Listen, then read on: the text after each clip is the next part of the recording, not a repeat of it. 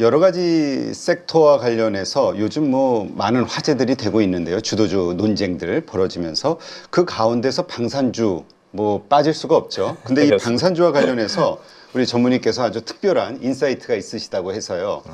어떻습니까? 일단 방산에 대해서 이렇게 주목하시고 특별하게 보시는 이유가 있다면 뭐가 있을까요? 사실 세상이 많이 바뀌었습니다. 우리가 살았던 세상과 지금 우리가 살고 있는 세상이 크게 바뀌었다라고 네. 생각을 하고 있고요. 투자자라면 투자를 하는 관점에서 조금은 좀 장기적인 관점에서 세상을 움직이는 힘이 무엇인가 라는 것들을 이해해 보면 좋겠다라는 생각을 했고요. 저는 지금 세상을 움직이는 힘이 총성 있는 전쟁과 네. 총성 없는 전쟁. 그래서 세상은 전쟁 중이다. 이렇게 지금 해석을 하고 있습니다. 그래서 네.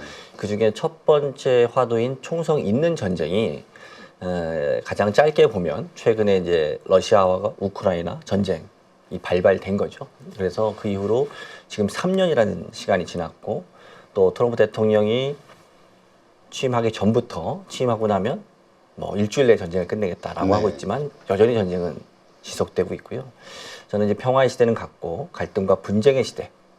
그러면 우리가 투자의 관점에서 어떤 섹터에 네. 집중 투자를 해야 될 것인가라는 측면에서 방산주라는 테마에 대해서 뭐 ETF도 상장을 시켰고 계속해서 뭐 여의도 증권가에서 방산 애널리스트는 아니지만 방위산업 관련한 이야기들을 좀 하고 있습니다. 국내 네. 그리고 해외. 그러다 보니까 뭐 여의도 밀리터리맨이라는 별명도 좀 갖게 됐고요. 그런 이야기들 때문에 좀 방산 관심 갖고 계속 이야기하고 있습니다. 네. 사실 이 트럼프 대통령이 유럽의 그 방위비 분담금을 뭐 올려라. GDP 대비 뭐 3% 얘기하다 5%뭐 계속 올라가고 있잖아요. 그렇습니다. 근데 여기만이 아니라 다른 나라들도 뭐 대만도 그렇고요. 여러 가지 이렇게 지정학적인 그 요소들로 인해서 네. 이게 좀 이슈가 되고는 있는데 그래서 이미 많이 오른 거 아니냐. 이런 네네. 시각도 분명히 있긴 하거든요. 네네네. 우리가 사실은 2월 말로 기억이 될 겁니다. 우크라이나의 젤렌스키 대통령을 백악관으로 불러서 트럼프 대통령이 그렇죠. 사실상 TV쇼처럼 진행한 게 있잖아요. 그때 트럼프 대통령이 했던 말이 있습니다. Without us, you don't have any card. 우리가 없으면 넌 카드가 없어. 사실 이 말은 정말 약소 국가들 그리고 자주국방 역량이 없는 국가들에게는 큰 충격이 될 수밖에 없었던 그렇죠. 그를 기점으로 해서 유럽이 재무장에 대한 논의들이 엄청나게 커졌죠. 그래서 유럽 같은 경우에는 8천억 유로, 우리나라 돈으로 따지면 거의 한 1,300조 원 정도 되는 네. 규모의 유럽 재무장 계획을 발표합니다.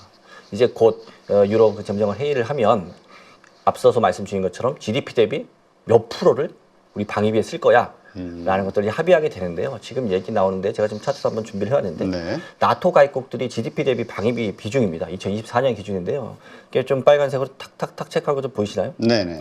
현재 나토 국가들 중에서 폴란드가 GDP 대비 국방비 4.12%로 가장 많이 쓰고 가장 있어요. 많네요. 그거 왜 그럴까요?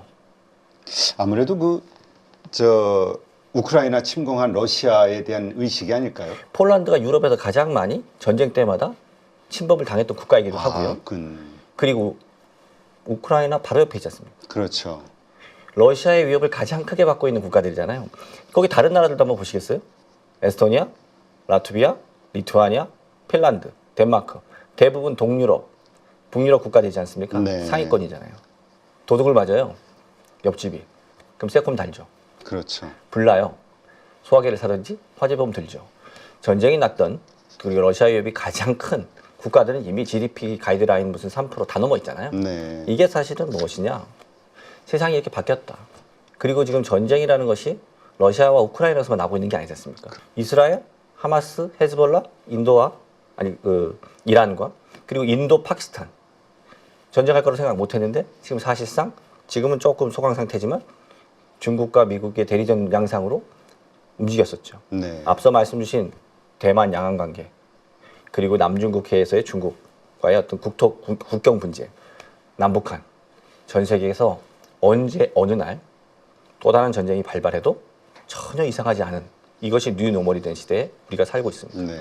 그래서 방위산업에 대해서 지금 많은 분들이 지금 뭐 고점이 아니냐, 너무 단기적으로 많이 올랐냐 이런 얘기 하지만 제가 뭐 차차 오늘 말씀드리겠지만 뭐 밸류에이션 측면도 그렇고 그리고 향후 이 방위산업이 아니라 제가 지금 말씀드린 거 처음 화두 드린 거 네. 세상을 움직이는 힘, 이 헤게모니 워에서 평화의 시대가 가고 갈등과 분쟁의 시대가 음. 왔다라는 이 명제가 네. 단기적이라고 생각하면 방산주를 단기적으로 봐야 되고요. 네.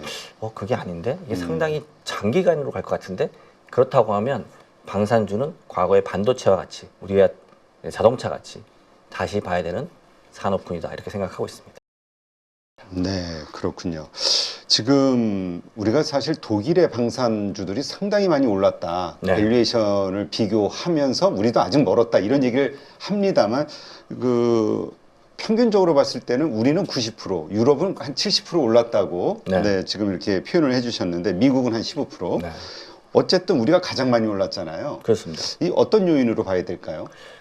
기본적으로 K방산은 토끼와 거북이. 제가 맨날 얘기하는 게 토끼와 거북이입니다. 기존에 방위산업 관련해서는 가장 대장 국가는 당연히 미국이고요. 지금도 글로벌 탑 10 수출의 43%는 미국입니다. 네. 그리고 나면 유럽의 5대 국가들이 또 한 40% 차지하고요. 30몇 프로 정도 차지하고 원래는 러시아가 2위였어요. 근데 러시아가 지금은 이제 3위로 떨어져 있고 네. 그리고 중국이 한 5위권 되고 중간에 이스라엘이 있고 그리고 우리가 10위권에 들어 있습니다. 제 얘기 왜 드리냐면 원래는 우리 10위권 아니었어요. 2022년 러시아 우크라이나 전쟁 전까지 한 2021년까지는 우리나라는 기본적으로 소모품 수출 정도 하는 30억 불 정도 수출하는 나라였어요. 네. 그런데 러시아 우크라이나 전쟁 발발하면서 173억 불 그리고 지금은 올해 같은 경우는 200억 달러가 넘을 정도로 상당히 많은 수출을 하는 국가가 됐고 글로벌 네. 탑 10 수출 국가가 된 거예요. 네. 코리아 프리미엄이라고 제가 얘기하고 있습니다. 대한민국 증시는 원래 코리아 디스카운트였잖아요. 그렇죠. 남북한 대치 상황 때문에 언제라도 전쟁이 날 수 있다 그래서 코리아 디스카운트의 요인 중 하나가 남북한 분단 상황이었어요. 네. 근데 이게 프리미엄으로 바뀌는 겁니다. 무슨 얘기냐면 89년에 독일의 통일, 동수독의 베를린 장벽이 무너지고 통일이 되고 그리고 91년에 소련이 붕괴되면서 글로벌 초일류 국가인 미국이 글로벌 밸류 체인을 만들고 세계를 분업화시켰잖아요. 그리고 뭐가 왔냐면 평화의 시대가 왔죠. 네. 러시아에서 파이프를 연결해서 로드스트림을 통해서 유럽은 따뜻한 겨울을 맞고 에너지 걱정을 하지 않았어요. 그래서 사실 유럽이 우리가 잘 알고 있는 ESG를 그렇게 할 수 있었던 이유는 에너지에 있어서 러시아의 천연가스 때문에 걱정이 없었던 거죠. 네. 그리고 계속해서 군비 경쟁을 했던 미소 냉전 국가에서는 냉전 시대 때는 유럽도 지속적으로 방위산업에 예산을 투입했었잖아요. 네. 근데 전쟁이 끝나고 냉전이 끝나고 이제 미국이나 유럽이나 러시아나 모두 다 뭘 했냐면 군비를 축소했습니다. 방산기업은 통폐합됐고요. 생산 설비들은 이제 노후화되기 시작했던 거죠. 그렇게 30년이 지나다 보니까 전쟁이 났을 때 무기를 가장 빠르게 그리고 가격 대비 성능이 좋은 무기를 빠르게 공급할 수 있는 그런 나라가 자유진영에서는 대한민국이 유일한 나라였던 거죠. 특히 재래식 무기에서. 네. 그래서 사실은 전쟁 특수로 시작된 수주가 방위산업 주가의 모멘텀은 맞는데 이제는 그걸 봐야 됩니다. 밸류에이션. 그렇죠. 요즘 웬만하면 뭐 20배, 30배 가까이 되는 종목들이 많아가지고. 그렇죠, 그렇죠. 예, 뭐죠? 다가오는 걸로. 네. 포워드 기준. 포워드 기준으로. 근데 우리나라 지금 제조업 평균으로 봐도 PER이 한 10배 안 되니까 네. 방위산업들의 탑픽 종목들이 거의 지금 18배, 17배, 심지어 20배까지 가는 종목들이 있어서 대한민국 증시를 투자하시는 분들이 봤을 때는 이거 방위산업 주식 고평가된 거 아니야? 네. 그리고 단기적으로 주가 상승도 너무 높으니까 최근 1, 2년간에 조정이 좀 필요하겠네 이렇게 생각을 하시는 거예요.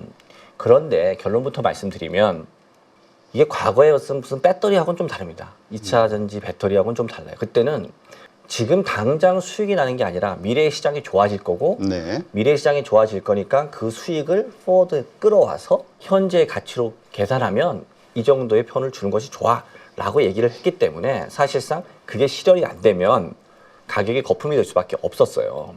근데 방위산업은 어떠냐면 일단 수주입니다. 네. 수주를 하게 되면 모멘텀이 생겨서 주가가 상승을 하잖아요. 그 다음에는 실제로 수주한 것을 계약을 맺어서 네. 생산을 하고 납품을 해서 실제 매출로 꽂히는 베이스케이로 꽂히는 그 시기까지 갭이 짧게는 1년부터 3년 그 이상 걸리지 않습니까?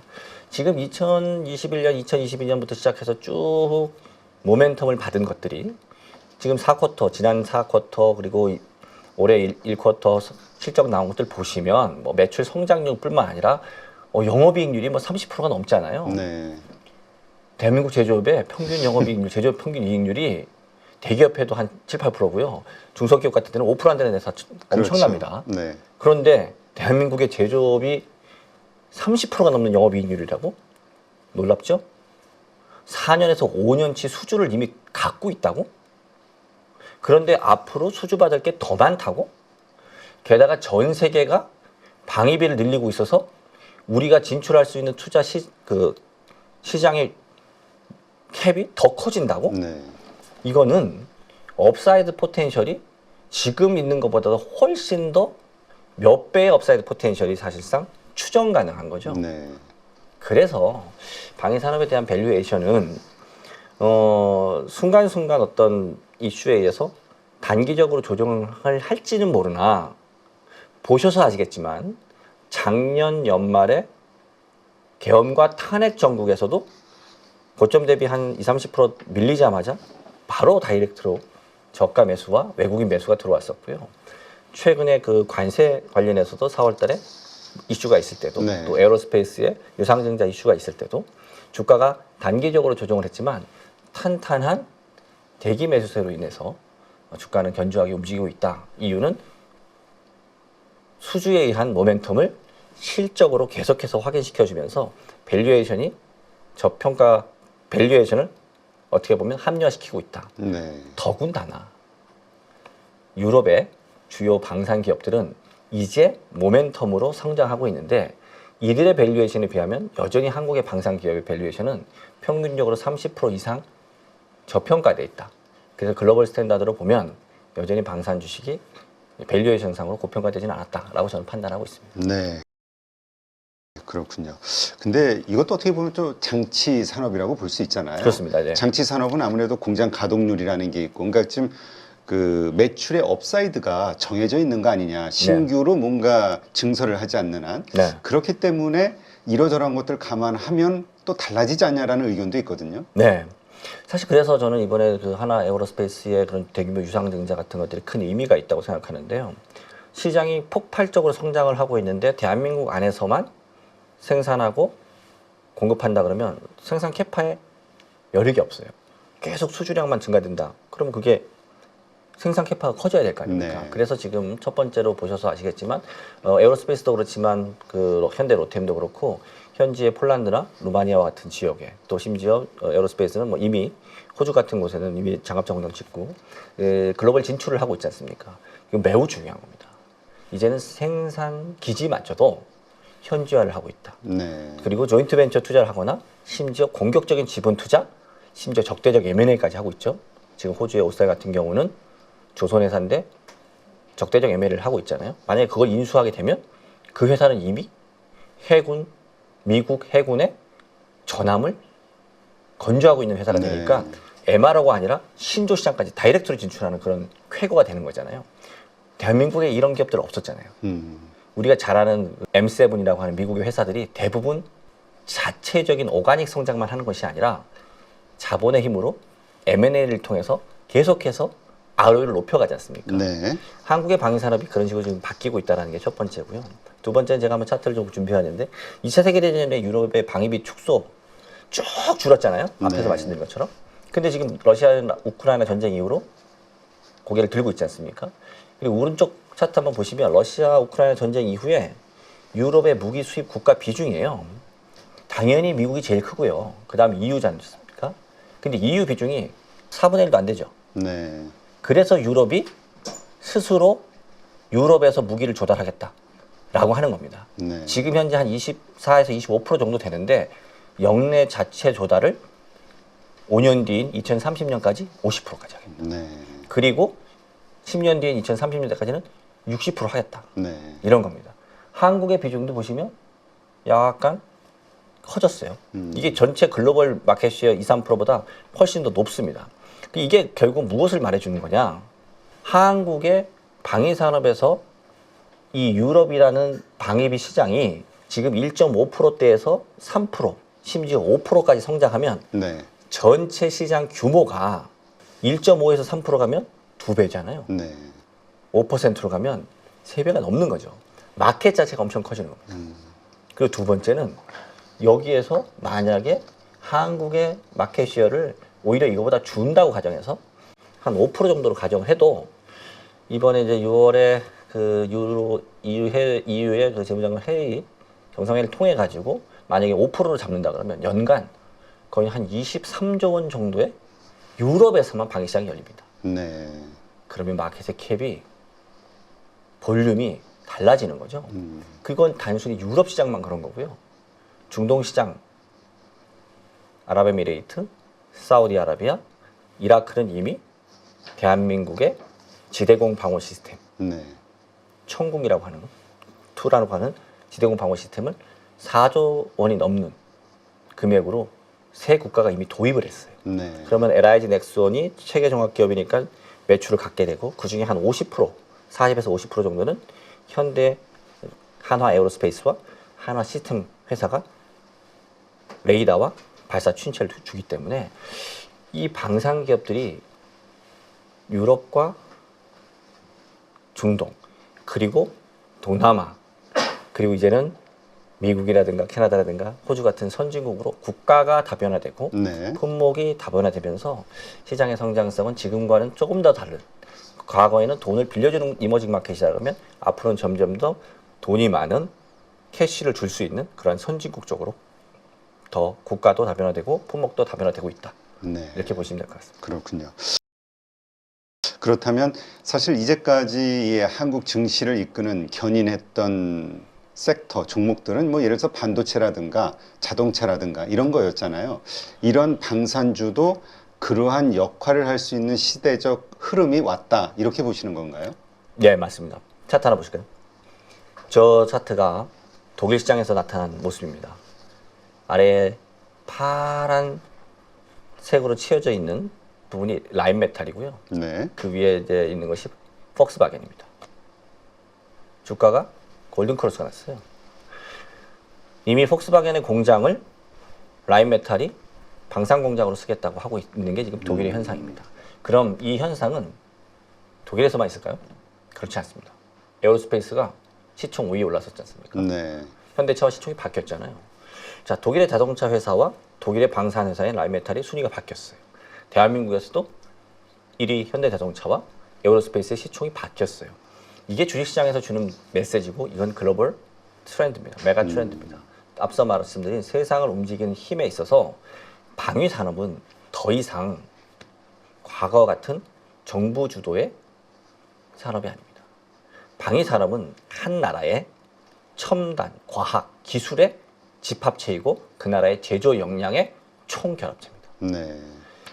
방위 산업은 사실상 기계 산업이고 그리고 제조 산업이고 그리고 소재와 부품과 장비가 다 망라돼야 됩니다. 네. 그런 측면에서 아마도 전 세계에서 아시아에서 러시아, 중국, 북한 이런 우리하고 다른 그 군사 동맹 국가를 제외하고 나면 대한민국만큼 무기를 안정적으로 공급할 수 있는 기술 역량과 제조 역량을 가진 나라는 전 세계 별로 없다. 제가 아까 말씀드렸잖아요. 탑 10 국가 중에 미국하고 유럽 국가 빼고 러시아, 중국, 이스라엘 빼면 대한민국이 10위입니다.